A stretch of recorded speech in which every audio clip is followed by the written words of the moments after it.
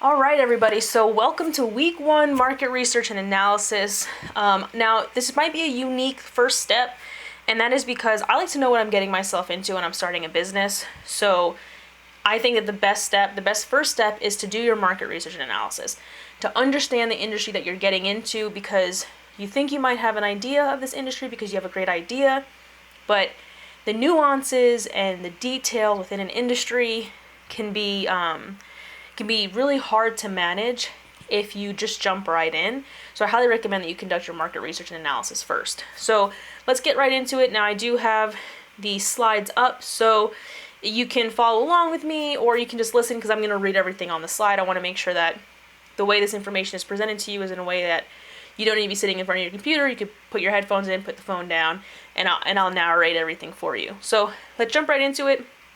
The first step in market research and analysis is to define your research objectives. So before you start your research, you need to clearly define your research objectives, what you want to achieve, what questions do you want to answer, and what insights do you need. Basically, you're not going to have these answers. You're not going to figure out, what questions you're going to ask. So I recommend that you kind of just go in there with no expectations. So when I do market research, the first thing, my objectives are going to be to learn the industry, to understand my competition, and depending on what I'm doing, it could be, learning about the different type of equipment that's out there. It could be, learning about, target audiences, which I'll get to in step two. But I want to go in kind of open-minded because I don't want to have strict objectives that kind of give me tunnel vision where I don't see what's happening on the outside. Now, the second step is going to be identify your target market. So determine the specific group of people or businesses you want to study, and obviously this will help you tailor your research, but I recommend you create something known as an avatar. So this is going to sound kind of silly, but your avatar is going to be your ideal customer. So for example, if I'm looking to start an apparel company, maybe I want to make graphic tees, my target market, my avatar is going to be Paul. Let's say Paul is a 30-year-old male. He lives in Southern California. He loves to surf. He loves the beach. He's a software developer, so he works from home. He wears graphic tees all the time because he doesn't really need to get dressed up very often. Maybe Paul is married, but they don't have any kids, or maybe they do have kids. So these are the kind of questions and answers that you want to be asking yourself when you determine who's your target market. So I recommend you create an avatar. Now, behind the scenes of that, and I'm not just creating this fictional person, behind the scenes is going to be, male, 30 years old, education level, income type, can he afford my $40 graphic tee? So these are going to be the things that you want to identify when you're determining your target market. I recommend that you create an avatar. And I'm going to give an example. Sally's Beauty is actually really notorious for having turned away potential vendors because of their avatar. I believe her name is Alana. So there's an example Russell Brunson gives in Traffic Secrets where, a guy comes in, he's bringing in a whole assortment of nail polish products, nail polish remover, things like that. And the representatives from Sally's just say, I don't think Alana's going to like that. So the guy gets super frustrated. He's like, who is Alana? Just bring Alana here. Why am I talking to you guys? And they laugh and they're like, no, Alana's our avatar. So they bring him into this idea room and there's, posters and stuff all over the walls, and they've identified who their target market is and who their target audience is, and they've named her Alana. That's their avatar. So if they don't think that Alana's going to like the product, they're not going to sell the product. So it's a really useful tool, and I've worked with 8 and 9 figure businesses where I look at a profile sheet of their avatar. It's like they created them a Facebook page almost. And I know their age, I know their date of birth, I know their zodiac sign in one case. They get really specific because your avatar and who you come up with can represent a big chunk of the community. And as your business grows, you can have multiple avatars as you change and develop and as you bring in new products and services. Next, getting into choosing your research methods. Now, you can use things like surveys, focus groups, interviews, and observations. Most of us are going to Google these things. We're going to go to Yelp. We're going to go to Angie's List. We're going to use open source information is what it's called.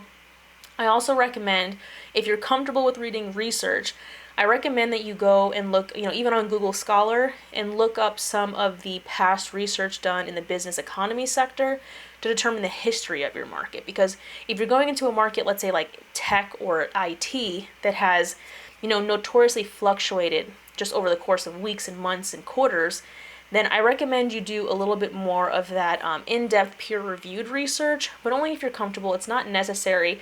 I would say it's definitely going to be required, honestly, if you are going into a market that's known as volatile, meaning it goes up and down all the time. Like if you're going to go into a stock market consulting firm, there's a ton of research on that, and how to continuously provide products and services to your clients, but in a way that aligns with the trends of your industry. And this it's kind of getting into the wire now, but it is useful for you to know what you're getting yourself into.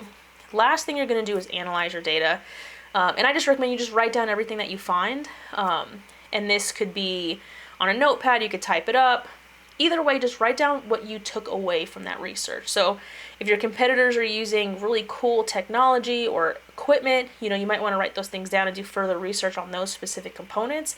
And that is actually what is going to be your objective. So by doing this research, going to Google and Yelp, whatever, or Google rather, you're now defining your objectives, because now you've like, oh, okay, I've determined the equipment that they're using. I'm going to do further research on what I've found.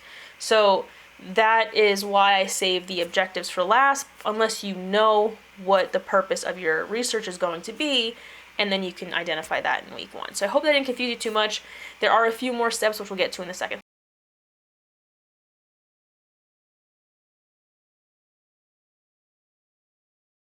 So next you're going to draw conclusions and make recommendations. Now, you might not even need to do this. I do recommend that whatever you find, you put in your business plan. I'll be giving you a business plan template. Just keep note of it and keep track of it. And I recommend that you conduct this research every year. So let's go back to step 6. So drawing conclusions and making recommendations. So use your analysis to draw conclusions about your market and make recommendations for your business. These recommendations could include product development, marketing strategies, strategy changes, or new market opportunities. So basically, when you're doing this market research and you're seeing that, your competition is using the same type of advertisement, same type of marketing techniques, these are the sorts of things that you can pull away and, mimic those tactics. You don't want to exactly copy it, because I'm kind of getting on the line of ethics there, but if there are tactics that they're using, maybe they're using digital marketing, online ads, maybe that's something you weren't considering, but now you are, because you see that your successful competitors are doing that. So these are the sorts of conclusions that you're going to draw and possible recommendations that you'll make for your business. Presenting your findings, again, I recommend you just put this in your market research and analysis section of your business plan, and then monitor, adjust, and take action. I recommend that this is done once a year. I recommend that you just, pull up Google, pull up Yelp, kind of see what's out there, see how the industry is changing, and then, pivot and make adjustments, because you don't want to end up like Blockbuster and Kodak and all those other companies that kind of like, oh, that's just a fad. Like when Netflix came out, it ruined Blockbuster, right? But Blockbuster didn't think it was going to go anywhere. So you don't want to be those companies, but you also want to make sound adjustments, because you can't change every time the market fluctuates. But there are some things that you should consider doing when the market does fluctuate. So that's it for market research and analysis.